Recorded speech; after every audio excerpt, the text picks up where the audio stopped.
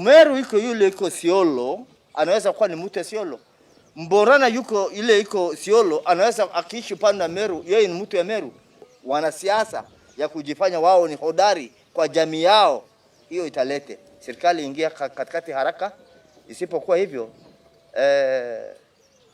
mambo ni ngumi na mateke, watu waondoane.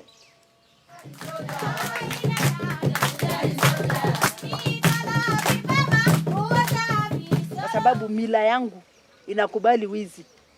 Kuiba si mbaya. Lakini kwa sasa hivi kuiba ni mbaya, ni aibu na inaturudisha nyuma. Na inafanya hata tukosane na jamii zingine. Kwa sababu nikichukua kitu yako saa hii na lazima utakasirika. Utafurahia.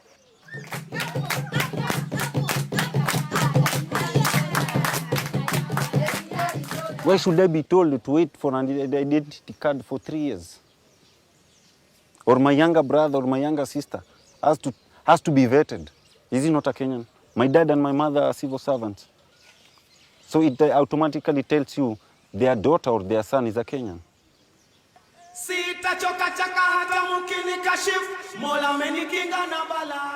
A Marian has no stake in Isiolo. He is the coward. The coward who will never fight for himself, but run when trouble comes.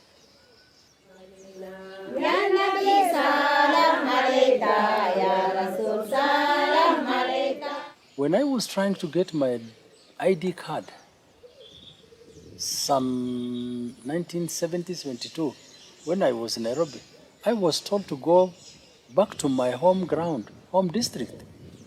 Imagine Nairobi was the only capital city we have in Kenya. And I was persuaded to go back to Isiolo. Simply I was told there is so many Somali around, assuming them to be Kenyans. You people look very similar and we don't know who you are. You don't have any birth certificate here with you. By then even I don't know what is birth certificate.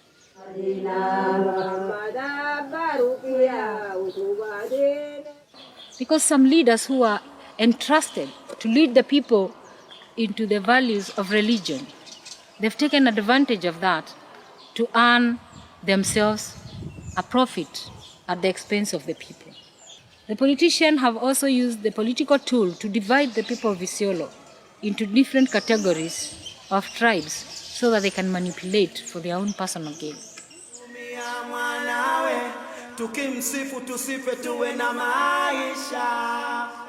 I don't know whether you can call it discrimination or what, because you find the men, they find as if they are more valuable than women. Yeah?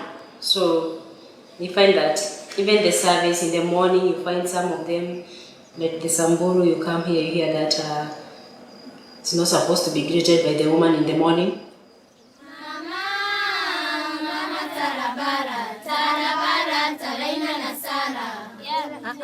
Alafu nyinyi yala tena umon mafiwara umunde de yala tabara yala tena umon mafiwara umunde de yala tabara haya yala tena umon mafiwara. Ujichore na uchore Kenya yako. Na unataka Kenya namna gani? Paka rangi unaodhani Kenya vipi? Unaona kile ambao muhimu kwako kwa maishani mwako ama kwa maisha ya Mkenya. Nini unakumbuka ndani ya Kenya kutoka uhuru ulipatikana? Mangapi unakumbuka? Ni mangapi unafurahia? Na mangapi ambao hufurahii? Yote unagawanya. Hiyo ni masomo moja ya mzuri sana, masomo maana. Kazi rahisi. Nilikuwa zamani naogopa kazi ya kuchora. Sikuwa najua kuchora. Hata wakati nilienda shule sikuwa nachora, napea vijana wanichoree. Lakini juzi wakati nilikuwa nafanya hiyo my body mapping, nimeona ikiwa mzuri kabisa na ni rahisi.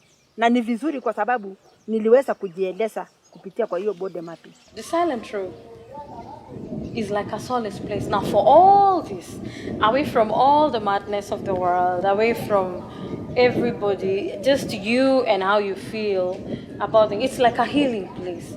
You know, when you speak what is eating in you, it gives you healing because you've released it.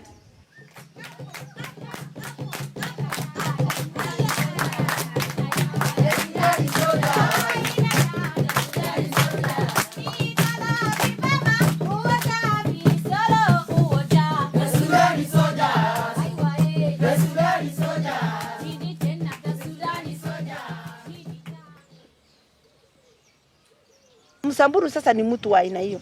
Hawezi kaa mahali moja. Anakaa akiona mali kai mzuri anaenda mahali pengine. Anaangalia tu, yeye kazi yake ni kuangalia ile wanyama wake. Akiona wakai mzuri wanaenda mahali pengine. Akiona ikai mzuri anaenda mahali pengine. Samani Wasamburu wanaabudu milima kubwa kama ile. Wanasema Mungu ako huko. Wanaabudu mto maji ile inateremka. Wanasema Mungu huko huko.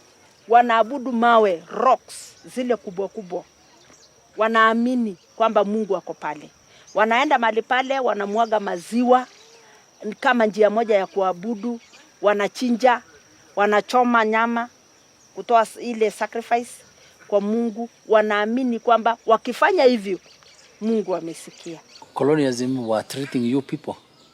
If a Boran or Gabra person have been arrested by police in any way, and another 2 or 3 Merus or Kikuyus are also arrested. If we are taken to police station, our people were given meat and milk, rice and chapatis. But those Bantuns were given ugali and maharagwe, beans, whatever it is. We have the Turkanas, Somalis, Rendile, Samburus, Meru. We have the Brans and the Nubians. The Nubians having coming here a very long time ago. They came under the British rule and they were brought in here as the British subject, not being allowed to be real Kenyans, and they were not actually British. So what happened? They were denied the basic rights, like to own anything or even the right to identity. And up to date, they are still under the same struggle. And I can remember the Kenya government beat our people at a place called Smarty. That is where they said Daba. So many. By then, Borans were very rich. Very, very rich. Then Kenyatta said, you people, you are thinking you are Somalians. Just because of hair and bears and the religion. And I know you people, you are Kenyans. Don't try to fight back. So many camels were killed by Kenya Army. So many cows were killed by Kenya Army. And so many people were killed by Kenya Army. To make these people to be poor, then them to get a chance of going to school. Missionaries, a bishop calls Luigi Locati, the founder member of this center. He just died some few years ago and he was killed here, somewhere in front of the door here. Luigi Locati started now to correct poor kids who their parents have been killed, who their parents have become the very vulnerable, very poor, because all of the animals have been killed by militaries. They take them to school. They just put them at the orphanage place, like Garbatula and Merti, that is where they was. And those are the old, learned people we have today. And many of them are in leader position. But today, the cultural rules and norms have merged with other cultures and norms. And so it has brought out a confusing kind of interpretation. The young generation have also come into modernization, which was not there. And it has actually denied them the inner eye to look back into their own heritage. Na ukiangalia Kenya, kile kinanifanya mimi na Mkenya mwingine tofauti ni maisha anayoishi. Maisha ya utajiri, maisha ya masomo, maisha ya kuishi kile binadamu wengine wanaopata, sisi wengine tuliachwa nyuma. Kama Eastern and Northeastern, Upper Eastern and Northeastern tuliachwa nyuma. Meru is an agricultural place. Those people are always having food. The person of Isiolo must always, throughout the year, struggle for food. Come to education. The Meru people, because they are comfortable and they have food, they have time to go to school. But the person of Isiolo, they have to struggle for the money, and they also have to strive and sit on the same chairs with the children of the rest of Kenya to do exams. Haya, railway itakuja ambapo inapitia Isiolo, italete mambo mengi. Kwa hivi uende ikawa hata umaskini mafuta ile ya kuenda Lamu uende ikawa utapita hapa. Kwa hivi kwa vile Isiolo ni center ya Kenya, uende ikawa faida nyingi tutakuwa nao. And just like you're seeing the changes or the problems that Turkana County is facing because of the oil drilling issue, Isiolo County has a high level of illiteracy, you know. Many people probably have gone up to primary school, never went to secondary school.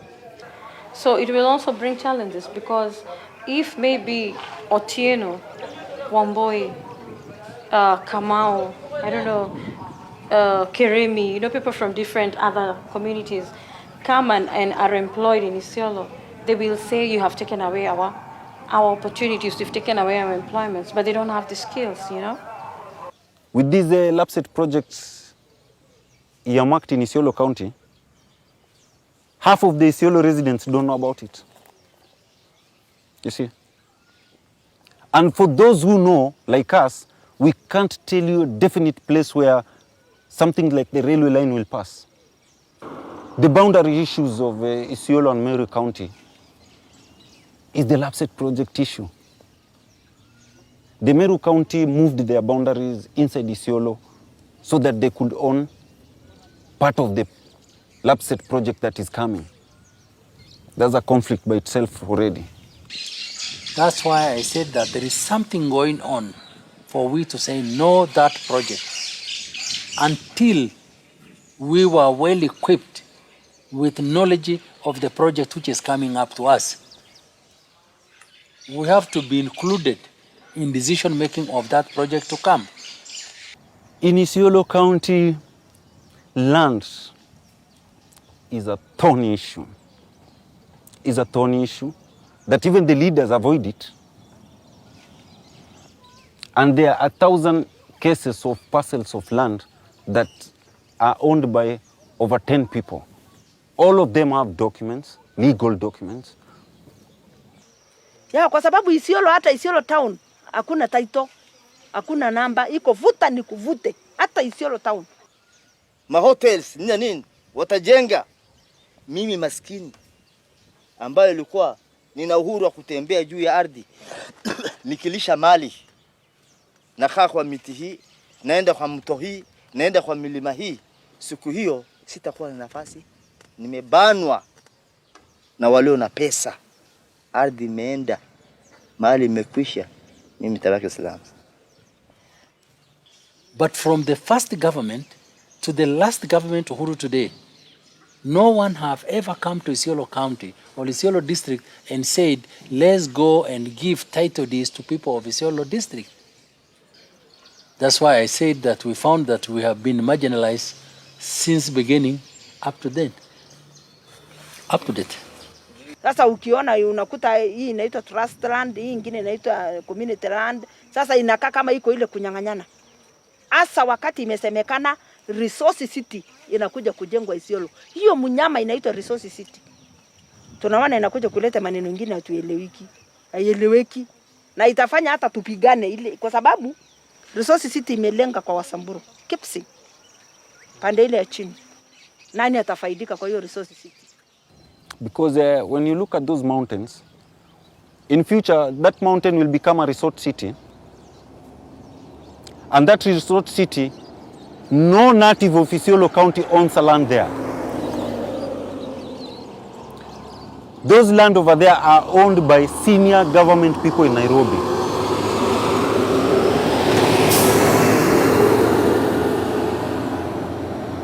Hii ardhi ni yangu. Hii ardhi ni yangu. Hapa ndo resource city. Resource city ukisikia ni hapa. Kwa leo na iko mkononi yangu. Lakini kwa leo, kwa kesho sidhani kama itakuwa mkononi mwangu. There's one of the senior bloggers of this country who identified Isiolo County as the next time bomb after Lamu. The massacre in Lamu about land issues, Isiolo was identified as the next black spot. So what is happening is also so many other people are coming in and settling in Isiolo. So there is an influx of newcomers into Isiolo in the expectation that the resort city would provide a situation whereby there will be so much income, or maybe people will be rich or something.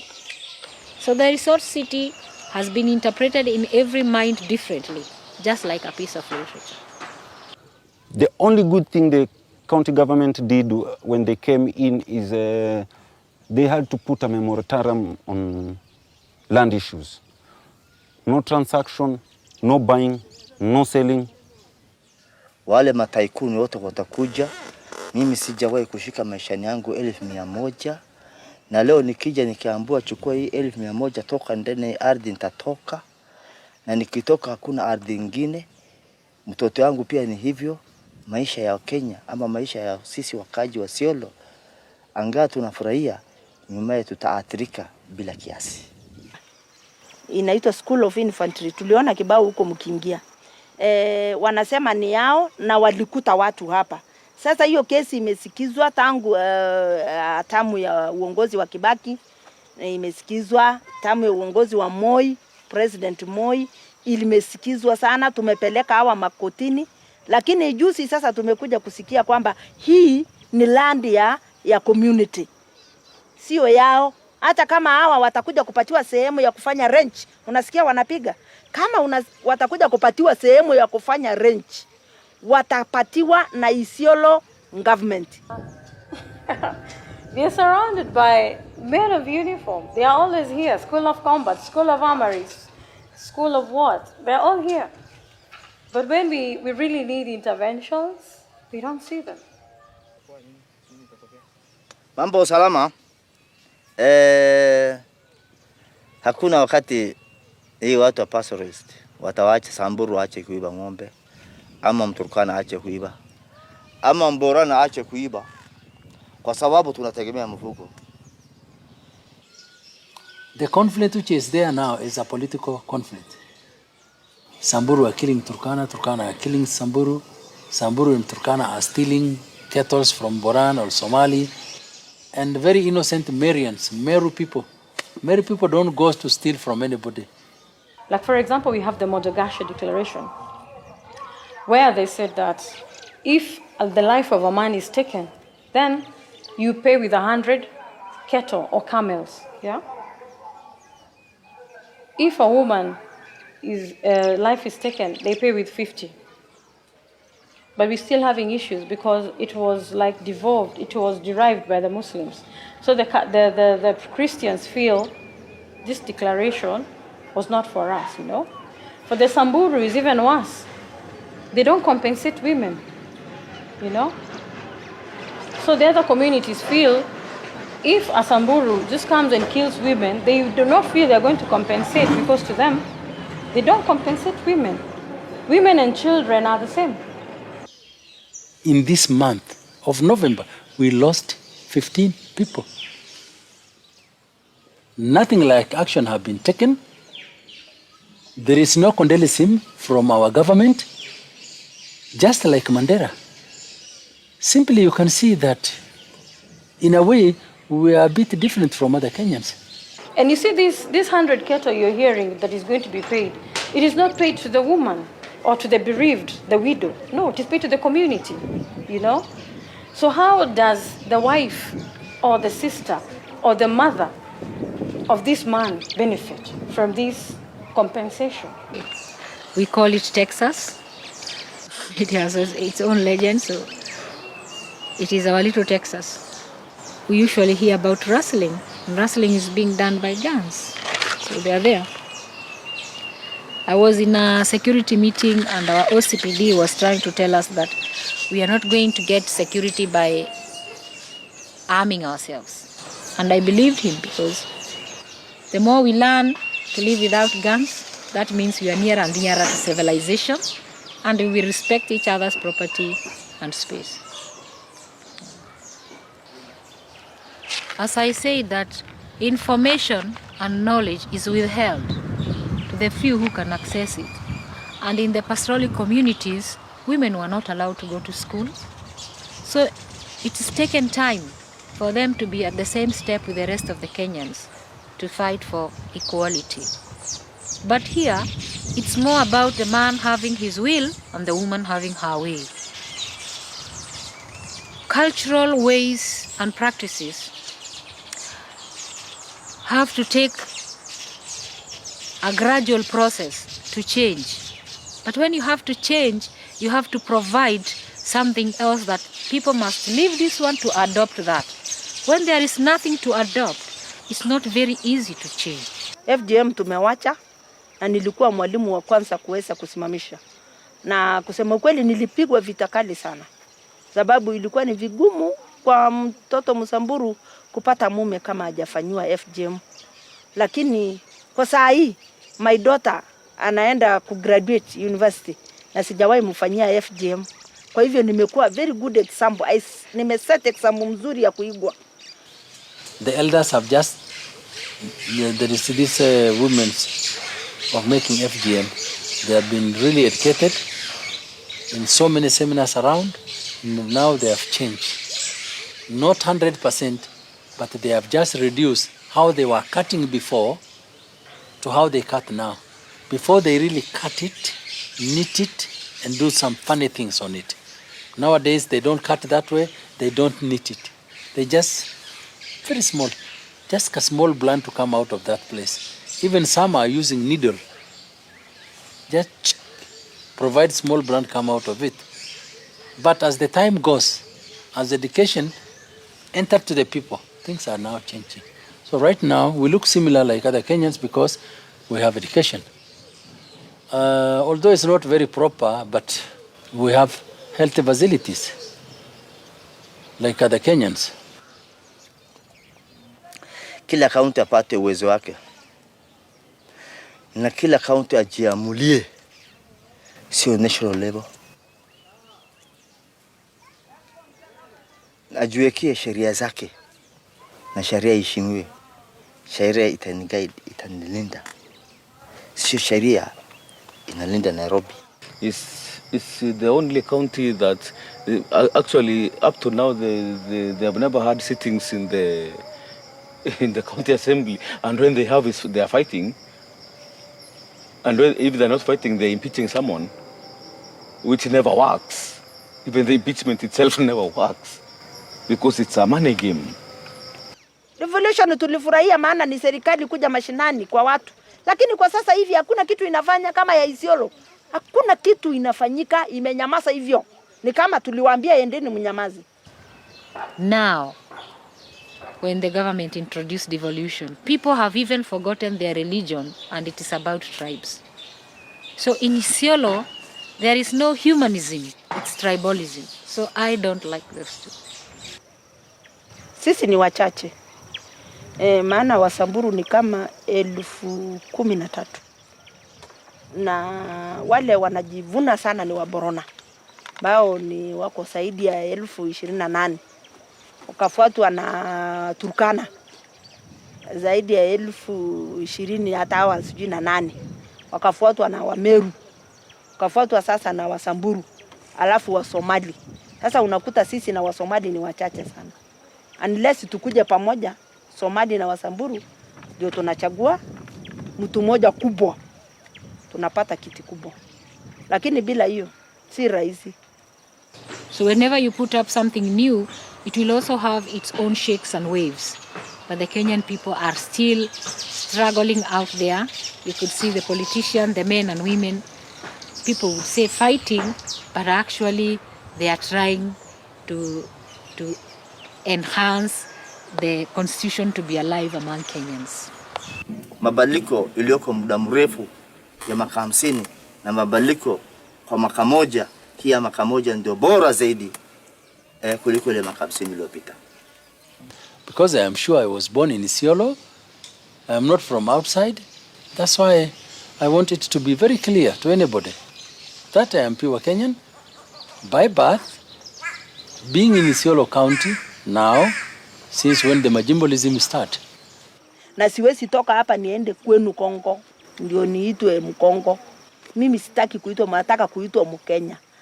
We have a beautiful country. And also we have beautiful people. Because we have people from all tribes. I think we have 47 tribes or more. We have so many tribes in Kenya. And We are all Kenyan. So I think that makes me proud to be Kenyan, to belong to all this goodness. And that's what makes me want to remove the goodness in me, towards the rest. Because I've already been given so much by my country.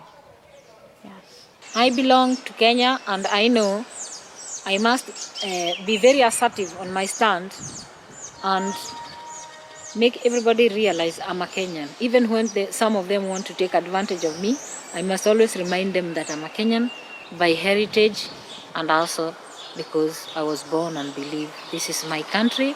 And every day I'll put my efforts to make sure that Kenya is a better place.